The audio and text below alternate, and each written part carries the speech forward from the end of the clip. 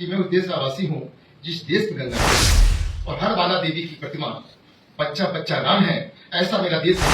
वो कुरान को मान सकता है, वो बाइबल को मान सकता है, लेकिन वो हिंदू है। देश एक है, संविधान एक है, तो कानून एक क्यों नहीं स्थिति है। इस देश के जो महापुरुष हैं, इस देश का ईश्वर है, उसका कोई निराकरण करने का आपको आता है। ये महिला को आप तलाक तलाक करके और छोड़ दें, हर कुर्तियों को हमने अपने यहां से निकाल देकर, कानून तो भैया बहुत संख्यक से चलता है। जो कठमुल्ला है जिसे कह लीजिए आप, क्योंकि वो देश के लिए घातक है। भैया मैं हाईकोर्ट का जज तो जरूर हूं, लेकिन इस देश का नागरिक भी अहिंसक है तो हमको कायर मत समझना। आप हिंदू पहले हैं। नमस्कार, ये हैं जस्टिस शेखर कुमार यादव। ये इलाहाबाद हाईकोर्ट के जज हैं। इनके हाल में कुछ दिए गए बयान के बाद पूरे देश में चर्चा का माहौल बन गया। मामला था विश्व हिंदू परिषद के लीगल सेल में 8 दिसंबर को प्रयागराज में दिए गए भाषण का। इस भाषण में उन्होंने कठमुल्लों का जिक्र किया, 3 तलाक हलाला का जिक्र किया और उसके बाद उन्होंने भारतीय संस्कृति और हिंदुत्व की बात की। इसके बाद पूरे देश में ऐसा माहौल बनाया गया कि जैसे उन्होंने कुछ गलत कह दिया हो। जस्टिस शेखर कुमार गुप्ता विश्व हिंदू परिषद के द्वारा आयोजित कार्यक्रम में समान नागरिक संहिता को लेकर भाषण देने के लिए गए हुए थे। भाषण के दौरान उन्होंने समान नागरिक संहिता पर बोलते हुए मुस्लिमों में धार्मिक सुधार की अपील की थी। उन्होंने यह भी कहा कि देश बहुसंख्यक के हिसाब से चलेगा। इन टिप्पणियों को लेकर सीजेआई संजीव खन्ना की अगुवाई वाले सुप्रीम कोर्ट के कॉलेजियम ने उन्हें तलब किया था, उन्हें फटकार भी लगाई थी। अब ताजा अपडेट यह है कि जस्टिस यादव अब भी अपनी टिप्पणियों पर कायम है। खत में कहा है कि उनकी टिप्पणी न्यायिक आचरण के किसी भी सिद्धांतों का उल्लंघन नहीं करती है। उनके बयानों को तोड़ मड़ोड़ कर पेश किया गया है। जस्टिस यादव की सीजेआई संजीव खन्ना की अध्यक्षता वाले कॉलेजियम के साथ 17 दिसंबर को बैठक हुई थी। इसके बाद इलाहाबाद हाईकोर्ट के चीफ जस्टिस अरुण भंसाली ने भी उनसे जवाब मांगा था। अंग्रेजी न्यूज वेबसाइट इंडियन एक्सप्रेस की रिपोर्ट के अनुसार सीजेआई ने हाईकोर्ट के चीफ जस्टिस भंसाली को पत्र लिखकर इस मामले में नई रिपोर्ट मांगी थी। इंडियन एक्सप्रेस ने अपनी रिपोर्ट में सूत्रों के हवाले से बताया है कि जस्टिस यादव से जवाब मांगने वाले पत्र में एक कानून के छात्र और एक पूर्व आईपीएस अधिकारी की शिकायतों का जिक्र था।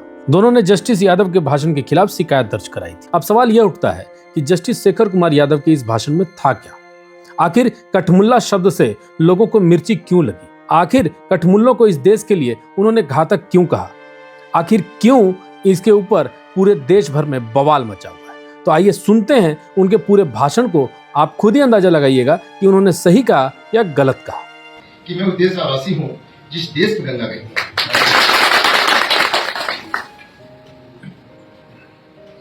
गाय, गंगा और गीता जहां की संस्कृति है और हर बाला देवी की प्रतिमा बच्चा बच्चा राम है, ऐसा मेरा देश है भारत। आज जो विषय यहां पर रखा गया है, औपचारिक रूप से मैं ही कहना चाहूंगा कि मंच से बैठे हुए सम्मानीय अतिथिगण, मेरे सम्मुख बैठे हुए प्रबुद्ध जन, साथ साथ मातृशक्ति, आज जो विषय है निश्चित रूप से बहुत सारगर्भित विषय है। और जब मैं यहाँ बैठा हुआ आपकी संख्या या फिर अल्पसंख्या को देख रहा था, कम संख्या को देख रहा था, तो मुझे विश्वास यह हुआ कि आपने जो समय चुना वो कहीं गलत तो नहीं चुना। हाईकोर्ट संडे है, आजकल करते क्या है लोग कि भैया धरना प्रदर्शन देना है तो बीच चौक में चलोगे, फिर वहां जाम लगेगा, अपने आप लोग दिखाएंगे कितने लोग इकट्ठे। लेकिन ये चीज आपके साथ नहीं है। आपको भीड़ इकट्ठी नहीं करनी है। आपको निश्चित रूप से सही लोग जो आपकी बात को सुन सके, आपके विचार को सुन सके, ऐसे लोगों का एकत्रीकरण है। विश्व हिंदू परिषद जो कि राष्ट्रम सेवक संघ का अनुषंगिक क्षेत्र है, इस क्षेत्र में काम करने का, जिसकी अभी 1925 में पूरे 100 वर्ष पूरे होने जा रहे हैं।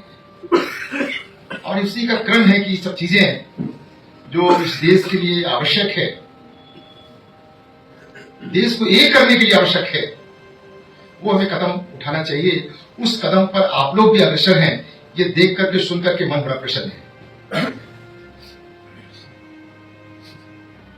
जो आज का विषय है, यूनिफॉर्म सिविल कोड, ये बड़ा समझिए तो बहुत अच्छा विषय है, ना समझिए तो बहुत नीरस विषय है। तो इसलिए थोड़े समय पे बोलूंगा। मुझे पता है कि आप लोग मॉर्निंग से यहाँ पर हैं, कृपया अपना आंख मत बंद करिएगा, थोड़ा सा विषय आप लोग उसको सुनिएगा।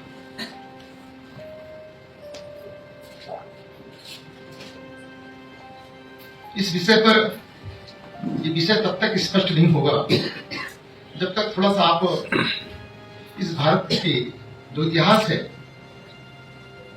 इधर का आधुनिक इतिहास, बीच का मध्यकालीन इतिहास और उसके पहले का प्राचीन इतिहास, इन तीनों को जब आप बैलेंस करके चलेंगे तब आपको समझ में आएगा कि आज का जो विषय है क्या टारगेट है।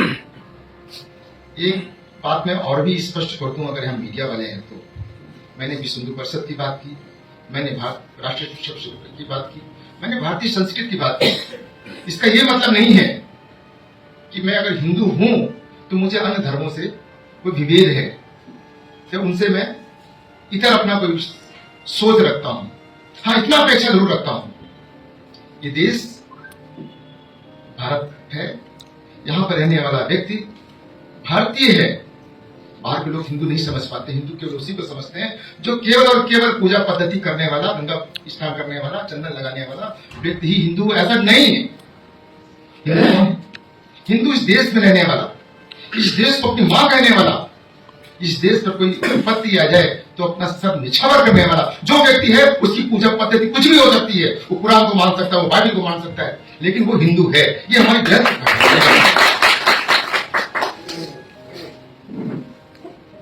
भारतीय नागरिक संहिता ये विषय लेकर चला कि जब देश एक है, संविधान एक है, तो कानून एक क्यों नहीं है? ये ठीक है कि समय के साथ साथ बहुत से कानून बने, हिंदुओं के लिए पर्सनल लॉ बने, मुसलमानों के लिए बने, यहूदियों के लिए बने, पारसियों के लिए बने। आपके अपने सबके सब पर्सनल लॉ उनके हैं, व्यक्तिगत कानून उनके हैं, वो उनके कस्टम पर आधारित हैं, रीति रिवाजों पर आधारित हैं। उस पर इंटरफेयर नहीं कर रहे, उस पर ये देश इंटरफेयर नहीं चाहता, हस्तक्षेप नहीं चाहता। हम सब सती से विवाह करते हैं, हम 7 फेरे लगाते हैं। हम आपसे अपेक्षा नहीं करते हैं कि आप भी 7 फेरे लगाएं, हम आपसे अपेक्षा नहीं करते कि आप भी चंदन लगाएं, हम आपसे अपेक्षा नहीं करते हैं कि आप भी गंगा में स्नान करने जाएं। लेकिन हम आपसे यह अपेक्षा जरूर करेंगे, ये देश की जो संस्कृति है, इस देश के जो महापुरुष है, इस देश का जो ईश्वर है, उसका कोई निराकरण करने का आपको अधिकार नहीं है। ये देश में आप हैं, हम ये नहीं कहते कि देश केवल हमारा है, आपका भी देश है। आपने भी बहुत कुछ योगदान दिया है इस देश को स्वतंत्र कराने में, तो हम इससे पीछे नहीं हटते। लेकिन यहाँ की संस्कृति, यहाँ के पेड़ पौधे, यहाँ की वनस्पतियां, यहाँ के लोग, खासकर उस लोग में नारी, जो विषय आएगा अभी, तो विषय तो फैमिली का ही है, अभी आपको विषय स्पष्ट होगा। ये जो संहिता है, इसमें हम केवल इसी को लेकर क्यों चल रहा है, तो उसमें केवल फैमिली डिस्प्यूट की बात है, बाकी अन्य डिस्प्यूट है उसकी कोई बात नहीं है। तो वो नारी जिसमें कि हमारे ही शास्त्रों में, हमारे ही वेदों में उसको देवी का दर्जा दिया गया है, नारी से पूजन तथा रमते देवता, ऐसा हमारे यहाँ कहा गया है, तो इसका निरादर नहीं कर सकते। आप ये नहीं कह सकते हैं कि साहब हमारे यहाँ तो 4 पत्नियां रखने का अधिकार है, हमारे यहाँ तो हलाला का अधिकार है, हमारे यहाँ 3 तलाक बोल दीजिए इसका अधिकार है, हमारे यहाँ स्त्रियों को मेंटेनेंस न देने का अधिकार है, हमको कोई गोद लेने का अधिकार, उनको संपत्ति में नहीं है, इस प्रकार अधिकार है। ये अधिकार नहीं चलने वाला। ये अधिकार इस देश में एक कानून बनाने की बात करता है। ये कोई बात केवल विश्व हिंदू परिषद नहीं करता है, राष्ट्र सेवक संघ नहीं करता है, कोई हिंदू समुदाय नहीं करता है। इसकी पहल इस देश का शीर्ष न्यायालय भी करता है। सेना बानो का केस आया, आप सब इससे परिचित है। उस समय शीर्ष न्यायालय ने पाया ये गलत है, 73 वर्षीय महिला को आप तलाक करके और छोड़ दें, वो बेसहारा छोड़ दें उसको, आप कोई उसको गुजारा भत्ता ना मिले, वो इसलिए ना मिले क्योंकि मुस्लिम पर्सनल लॉ में गुजारा भत्ता की बात नहीं कही गई है। सुप्रीम कोर्ट ने कहा इसको हम नहीं मानते हैं और खारिज कर दिया कि नहीं, उस स्त्री को भी गुजारा भत्ता मिलना चाहिए। लेकिन तत्कालीन सरकार, उस पर ऐसा दबाव पड़ा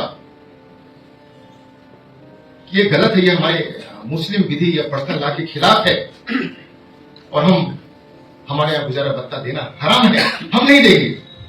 ऐसा दबाव सरकार को डाला और सरकार को भी झुकना पड़ा और ये जो सुप्रीम कोर्ट का आदेश है वो बदलना पड़ा, एक नया कानून लाना पड़ा। सावानों के बाद सायरा बानो का केस आया, वो तो मेंटेनेंस के संबंध में था, भत्ते के बारे में था, और ये है तलाक के बारे में सायरा बानो का केस। फिर इसके बाद आप क्रम से आपका आता गया, सबीना का केस आता गया, इधर बीच में आपने देखा 19 में ट्रिपल तलाक का भी आता गया। तब पर शीर्ष न्यायालय ने इसको माना ये गलत है। इस देश में सबको बराबर का अधिकार है, चाहे वो स्त्री हो चाहे पुरुष हो। कोई ये कहकर के आगे नहीं बढ़ सकता या भाग नहीं सकता है कि साहब हमारे पर्सनल लॉ में ऐसी चीजें नहीं है। चाहे हिंदू लॉ हो, चाहे मुस्लिम लॉ हो, यहूदी लॉ हो या पारसी लॉ हो, हम इसको कहकर के भाग नहीं सकते। तो शायद सब चीजों को ध्यान में रखते हुए संविधान जब बन रहा था, प्रस्तावना में जब प्रस्तावना की सभा थी, डॉक्टर अंबेडकर ने इस बात को रखा था कि कानून एक होना चाहिए, कानून अलग अलग नहीं होना चाहिए।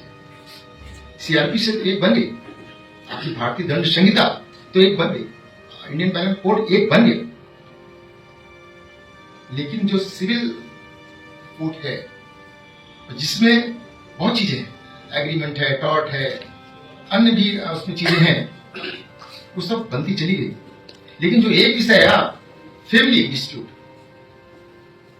उसमें फिर क्योंकि अंग्रेजों का भी बड़ा योगदान रहा है सुधार करने में भी और सुधार न होकर बीच में लड़ाने का भी, क्योंकि हमारे यहाँ भी बहुत सी कुरीतियां थी, हिंदुओं में बहुत सी कुरीतियां थी। सती प्रथा हमारे यहाँ थी, बाल विवाह हमारे यहाँ था, जौहर विवाह हमारे यहाँ था, बच्चियां पैदा हो रही है मार दिया जाए, उनको गाड़ दिया जाए, हत्या कर दी जाए, ये प्रथा थी हमारे।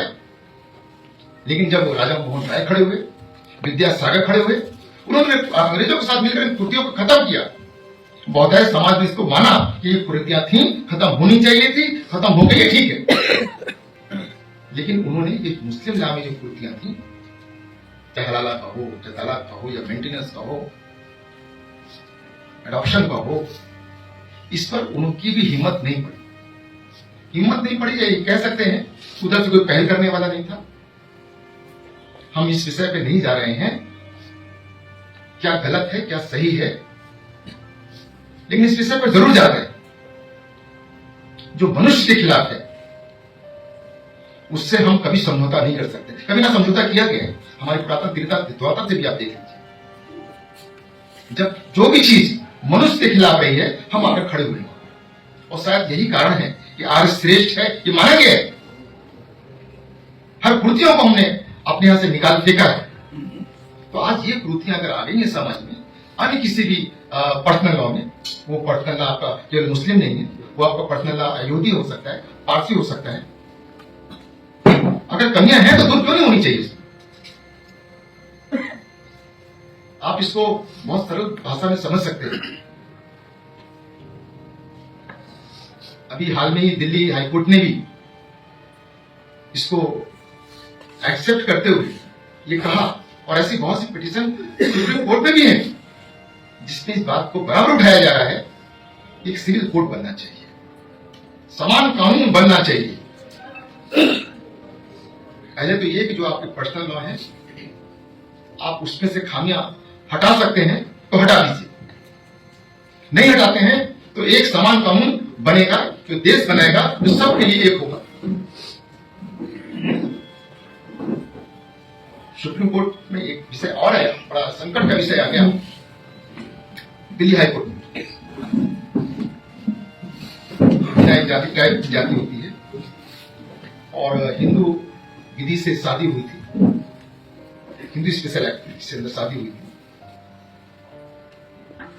और फिर उसने तलाक देना चाहा अपनी पत्नी, चूंकि पर्सनल लॉ में ऐसी व्यवस्था थी कि ट्राइब्स जो अनुसूचित जनजाति है वो अगर चाह लेगी तो नहीं होगा विवाह, तो दोनों के साथ सम्मत होगा। तो ये मामला उच्च न्यायालय दिल्ली के पास भी गया। दिल्ली उच्च न्यायालय ने इसको स्वीकार किया। एक सिविल कोड बनना चाहिए, एक कानून बनना चाहिए। पर्सनल लॉ आपका दूसरा है और एक कानून दूसरा है, ये नहीं चलेगा। उसको लेते हुए बहुत सी पिटिशन आज सुप्रीम कोर्ट में विचाराधीन है। तो विषय यहां पर यह है कि जब हमारा एक देश है, एक संविधान है, हमारा एक कानून क्यों नहीं बनना चाहिए? बहुत सी चीजें, बहुत सी ये जो आपका बिल है, कॉमन बिल है, बहुत से देशों ने इसको स्वीकार भी कर रखा है। जापान है, जर्मनी है, फ्रांस है, वो कहता है साहब ये कानून होना चाहिए, ये कानून है। आपके देश में गोवा में भी इसको स्वीकार किया, अभी हाल में उत्तराखंड ने भी स्वीकार किया। आपका संविधान स्वीकार करता है, अनुच्छेद 44 कहता है, नीति तथ्यों के बीच में यह कहता है कि एक कॉमन बिल बनना चाहिए, कॉमन एक कानून बनना चाहिए, क्योंकि विभेद उत्पन्न करता है अगर आपने इसको अलग अलग रखा तो। क्योंकि सिविल जो है, दीवानी मामले जो है वो उसके प्रकार भिन्न है, लेकिन एक ही प्रकार पर जो कि मनुष्य के सम्मान पर, खासकर नारी सम्मान पर आघात करता है, उसको यहां के बहुसंख्यक जो लोग हैं, या दूसरे शब्दों में कह सकते हैं बहुसंख्यक को लेकर के जो पार्टी है, उस चीज को करना चाहती है। इसके पहले भी उसने 370 की बात कही थी, ट्रिपल तलाक की भी बात कही थी। पूरे देश में उसको स्वीकार। जो लोग जिनके लिए बना उनमें भी बहुतों लोगों ने स्वीकार, उन महिलाओं ने स्वीकार, ये जाति है हमारे ऊपर, ये खत्म होना चाहिए। तो इसका कानून क्यों नहीं बनना चाहिए? ये कानून बना करके ये आपके शरीयत के खिलाफ हो जाएगा, आपके इस्लाम के खिलाफ हो जाएगा, आपके कुरान के खिलाफ हो जाएगा। ये भ्रम है आपके अंदर। लेकिन एक चीज मैं और कहना चाहूंगा, आपका पर्सनल लॉ हो, हमारा हिंदू लॉ हो, आपकी कुरान हो, हमारी गीता हो, जैसे मैंने बताया कि जो बुराइयां हमारे अंदर थी उनको हमने दुरुस्त कर लिया है, कमियां थी दुरुस्त कर लिया है। अभी ये भी अभी सबरीमाला वाला भी आपने घटना देखा हो, उसमें भी कमियां थी, हमने दूर कर दिया। छुआछूत अस्पृश्यता थी, हमने दूर कर दिया। चल रहा हो लेकिन कानूनन रूप से हमने इसको दूर कर दिया। सती प्रथा को दूर कर दिया, जौहर को दूर कर दिया, बच्चियों को उत्पन्न करने को भारतीय को दूर कर दिया। तो आप ये कानून को दूर क्यों नहीं करते हैं कि आपके यहाँ एक पत्नी के रहते हुए 3 पत्नी आप और रख सकते हैं बिना उसके ये नहीं चलेगा। एक स्त्री को जब आप तलाक देते हैं या आप सेपरेट करते हैं, उसको अपने से अलग करते हैं, तो वो गुजारा भत्ता क्यों नहीं पाएगी? उसका ये अधिकार, ये मौलिक अधिकार है उसका। और आज आप कहते हैं कि साहब चूंकि हमारे शरीयत में नहीं है इसलिए हम इसको नहीं मानेंगे। तो बंधुओं, मुझे कहने में थोड़ा सा गुरेज नहीं है, मीडिया वाले कल कुछ भी छापते हैं, शरीयत में और भी बहुत सी बातें हैं। गलत करोगे तो गलत सजा मिलेगी। हाथ तोड़ा जाएगा, पैर तोड़ा जाएगा, आंख खराब तो आंख फोड़ी जाएगी, जान लिया तो जान लिया जाएगा। ऐसे कानून कहिए ना, ये भी हम इस कानून को भी मानते हैं, इसके लिए पीछे क्यों होते हैं? तो ये नहीं चलेगा भाई जो बहुत हिदायत और सुखाय वाली होगा। जैसे हमारा अपना खुद का कल्पना है, हिंदुस्तान की कल्पना है, हम विश्व को अपना परिवार मान के चलते हैं। विश्व में रहने वाला हर व्यक्ति को हम सहोदर मान के चलते हैं। हिंदुस्तान में रहने वाला हर व्यक्ति, हर भाई हमारा सहोदर है, हम यह मान के चलते हैं। हमारे यहाँ सिखाया भी जाता है कि छोटी सी पशु को भी मत मारो, चींटी को ना मत मारो, ये सिखाया जाता है। इसीलिए शायद हम सहिष्णु भी हैं, उदार भी हैं। हमें किसी का कष्ट देख करके कष्ट होता है, किसी को पीड़ा को देख के पीड़ा होती है, लेकिन आपके अंदर नहीं होती है। क्यों? हमारे यहाँ बच्चा पैदा होता है, बचपन काल से उसको ईश्वर की ओर बढ़ाया जाता है, वेद मंत्र पढ़े जाते हैं, अहिंसा के बारे में ले जाया जाता है, तमाम चीजें बताई जाती हैं। लेकिन आपके साथ आपके यहाँ तो बचपन से बच्चे को सामने रख करके वध किया जाता है पशुओं का। तो आप कैसे अपेक्षा करते हैं कि सहिष्णु होगा, वो उदार होगा वो? तो ये कहने में बिल्कुल गुरेज नहीं है। ये हिंदुस्तान है, हिंदुस्तान में रहने वाला बहुसंख्यक के अनुसार ही देश चलेगा। ये कानून है, आप इसको ये कह करके नहीं कह सकते कि हाईकोर्ट के जज होकर के आप ऐसा बोल रहे हैं। कानून तो भैया बहुसंख्यक से चलता है। परिवार में भी देखिए, समाज में भी देखिए, जहां पर अधिक लोग होंगे जो कहते हैं उसी को माना जाता है। लेकिन आप जबरदस्ती करेंगे आप कि नहीं साहब हम तो ये मान के चलेंगे। लेकिन मैं आपको बता दूं, ये जो जिनकी हम बात कर रहे हैं सब बुरे नहीं है, वो सब बुरे भी नहीं है। ये जो कृतियां या बुराइयां जो हम आपको बता रहे हैं वो भी मानते हैं बुराइयां हैं। वो 4 पत्नियों के पक्ष में नहीं रहते हैं, पत्नी को तलाक, ट्रिपल तलाक के पक्ष में नहीं रहते हैं, बच्चियों को मार दिया जाए इससे पक्ष में नहीं रहते हैं। लेकिन जो कठमुल्ला है, जिसे कह लीजिए आप, सब गलत है, लेकिन कहने में गुरेज नहीं है, क्योंकि वो देश के लिए घातक हैं, बिगाड़ने वाले लोग हैं, जनता को भड़काने वाले लोग हैं, देश आगे ना बढ़े इस प्रकार के लोग हैं। उनसे सावधान रहने की जरूरत है, क्योंकि जो कानून बिल है ये केवल और केवल उन पर्सनल लॉ में आई बुराइयां तक ही सीमित नहीं है। ये जब बुराइयां दूर होंगी तो निश्चित रूप से हमारा देश भी प्रगतिशील होगा। राष्ट्र के ऊपर हम जैसे आगे बढ़ रहे हैं और आगे गति से बढ़ते रहेंगे, लेकिन जरूरत यहां पर है कि हम एक कानून बनाकर चलें। बिना एक कानून के कोई देश प्रगति नहीं कर सकता है। आज आप लोग यहां पर आए, छोटा सा विषय रखा, विषय बहुत बड़ा है, बड़े बृहद है। अगर शुरुआत से आप, जैसे मैंने शुरू में आपसे कहा, वो विषय मैंने छोड़ दिया, या पाश्चात्य एंशिएंट हिस्ट्री से लेकर मॉडर्न हिस्ट्री और मॉडर्न हिस्ट्री तक चले आइए, वो सब आपको मिलेगा कि हमने भी, हमारा भी जो कानून बना वो मनुस्मृति से लेकर बना, नाट्य स्मृति से लेकर बना, स्मृतियों से लेकर बना। उसमें बहुत सी बुराइयां भी थी, लेकिन समय समय हमने उसको हटाया। आपके अंदर भी ठीक है, आप अपने सरियत से चलिए, आप अपने कुरान से चलिए, आप, हमें गुरेज नहीं। आप पूजा किसी विधि से करिए, आप, हमें गुरेज नहीं। आप विवाह किसी विधि से करिए, आप, हमें गुरेज नहीं। गुरेज है किस बात से? जो देश के लिए घातक है, देश के मनुष्य के लिए घातक है, इस नारी के लिए घातक है, इससे तो बदलाव होना चाहिए। आपकी सुप्रीम कोर्ट, आपका तमाम हाई कोर्ट इस चीज को मान रहे हैं। क्योंकि मैं जब एक निमंत्रण कर गया था तो आप इस सब्जेक्ट से मेरे ब्रिटिश जजेस थे, वहां तक पहुंच गया, तो उन्होंने कहा कि शेखर जी आप इस सब्जेक्ट पे क्या बोलेंगे, आप इसको ध्यान रखिएगा, आप हाईकोर्ट के जज हैं। मैंने कहा भैया मैं हाईकोर्ट का जज तो जरूर हूं, लेकिन इस देश का नागरिक भी हूं। और एक नागरिक के लिए और इस देश, उस नागरिक के देश के लिए जो उचित होगा मैं बोलूंगा। बहुत कुछ आया था आप लोगों के बीच से बोलने, थोड़ा वो ब्रदर्स की बातें ज्यादा आ गई, बहुत कुछ चीजें वो लपेटे में ना आ जाए, लेकिन इस चीज से आप निश्चित रहिए।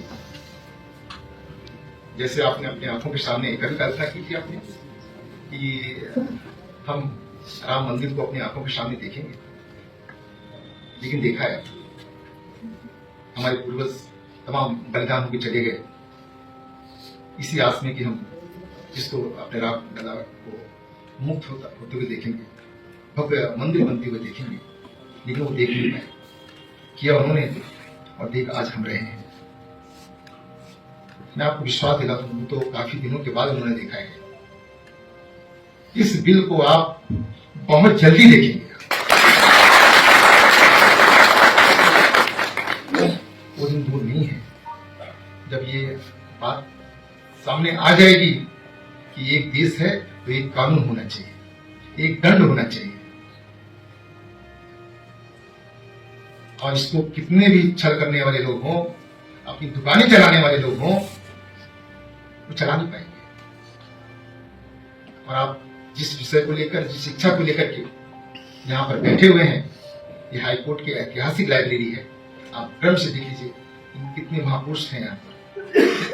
इन महापुरुषों के बीच में मैं आपको बता रहा हूँ, और बता क्या रहा हूँ, दूसरे शब्दों में कहिए, इनके बीच में मैं शपथ लेकर के आपको कह रहा हूँ, ये देश निश्चित रूप से एक कानून लेकर आएगा और बहुत जल्दी लेकर आएगा।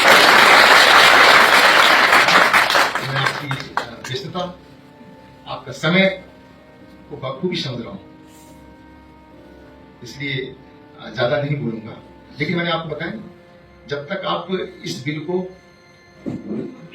मॉडर्न, मतलब आधुनिक, मेडुअल, मध्य और एंशिएंट, प्राचीन, इन तीनों कालों को पढ़ने में देखेंगे तो आपको इसकी महत्ता समझ में आ जाएगी, ये बिल क्या चीज है और क्यों जरूरी है यह। एक बहन गुजारा भत्ता पाएगी, एक बहन नहीं पाएगी, तो विभेद हो गया, कॉन्स्टिट्यूशन के खिलाफ हो गया ये। तो ये और केवल आप कहें कि ये हमारे पर्सनल लॉ में इजाजत नहीं देता है, तो ये अब चलने वाला नहीं। निश्चित रूप से बहनों को बराबर से अधिकार मिलने वाला है, क्योंकि पूरा मुद्दा इसी पर आधारित है, बहनों पर ही आधारित है। मेंटेनेंस जो फैमिली डिस्प्यूट है वही मुद्दा है कोर्ट का, और कुछ नहीं। बाकी तो और बहुत से विवाद है, लेकिन विवाद यहाँ पर आकर ये भी टिका हुआ है कि हमारे यहाँ महिला को मेंटेनेंस मिलेगा, 3 तलाक नहीं होगा, बाइगमी नहीं चलेगी, बहु विवाह नहीं चलेगा। एक पुरुष है तो एक ही स्त्री होगी, 4 स्त्री होगी। बोल दीजिए तलाक तलाक तलाक, ये नहीं, मेंटेनेंस नहीं।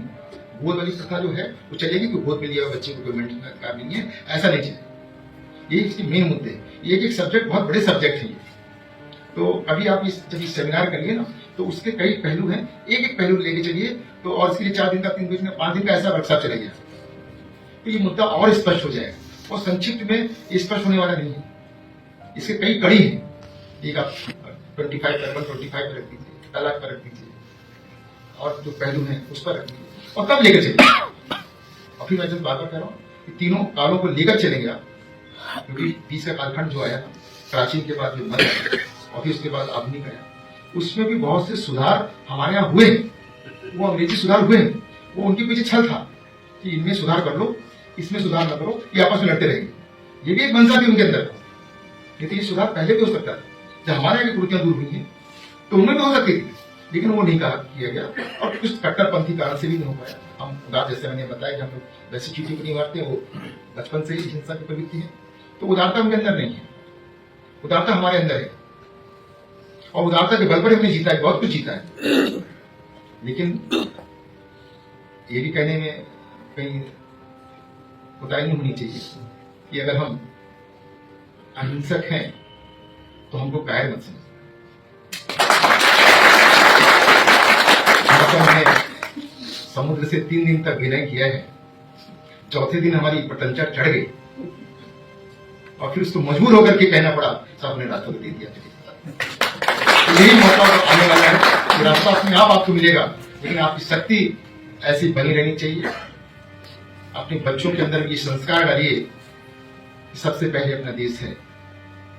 सबसे पहले हम जिस पूजा पद्धति को करते हैं, जो हमारे पास महापुरुष हैं, वो हैं। बाकी चीज तो बाकी चीजें, आप वकील हो सकते हैं, आप व्यवसायी हो सकते हैं, आप छात्र हो सकते हैं, लेकिन आप, जैसे मैंने बताया, आप हिंदू पहले हैं। और हिंदू कोई संकीर्ण भाषा नहीं है, जैसे मैंने बताया। इस देश में रहने वाला व्यक्ति कोई भी हो, पूजा पद्धति उसकी कुछ भी हो सकती है, वो गर्व से अगर कहता है कि ये मेरी माँ है, धरती मेरी माँ है, मैं इसका पुत्र हूं, तो वो निश्चित रूप से हिंदू है। ऐसा कुछ नहीं। ये स्वामी विवेकानंद जैसे महापुरुष क्या इस प्रकार के शब्द होकर के गर्व से कहो हिंदू है? क्या उनके अंदर विवेक नहीं था कि हमको ये नहीं बोलना चाहिए? उनके अंदर था कि साहब इस देश को कहीं ऊपर कोई ले जा सकता है, विश्व गुरु बना सकता है, तो हिंदू ही बना सकता है, दूसरा कोई नहीं बना सकता। तो ये जो आपके अंदर की उत्कंठा है, इच्छा है, इसको कभी मरने मत दीजिए। नहीं तो एक शब्द कह करके अपनी बात खत्म करूंगा कि ये जो जीजा विषा आपके अंदर है, जो इच्छा आपके अंदर है, प्रबलता आपके अंदर है, अगर कहीं आपने इसको सूक्त कर लिया तो ये बांग्लादेश, ये तालिबान बनने में देर नहीं लगेगी। ये जरूरत है कि लोगों के बीच में प्रसार करने की, कि अपने आप को मजबूत करिए, अपने धर्म को पहचानिए, अपने त्रेता और द्वापर के महापुरुषों को पहचानिए, वैसे बल लाइए अपने अंदर, इससे आप ये तो मैं नहीं कहूंगा कि एक रहेंगे सेफ रहेंगे, दूसरी बात हो जाएगी। लेकिन निश्चित रूप से इसमें दम है। आपने सुना कि जस्टिस शेखर कुमार यादव ने क्या क्या बातें कही और किस तरीके से कहा। उन्होंने भारत की बात की, भारत की संस्कृति की बात की, उन्होंने धार्मिक सुधार की बात की, उन्होंने हिंदुओं की कुरीतियों की बात की। उन्होंने यह कहा कि कुरीतियां हिंदुओं में भी थी जिसे खत्म किया गया, लेकिन उन्होंने यह भी बताया कि कई कुरीतियां मुसलमानों में भी है जिसे वे खत्म नहीं करना चाहते हैं, और उसके पीछे कठमुल्लों का हाथ बताया। आपको यह खबर कैसी लगी जरूर प्रतिक्रिया दीजिएगा। अभी तक के लिए इतना ही। नमस्कार।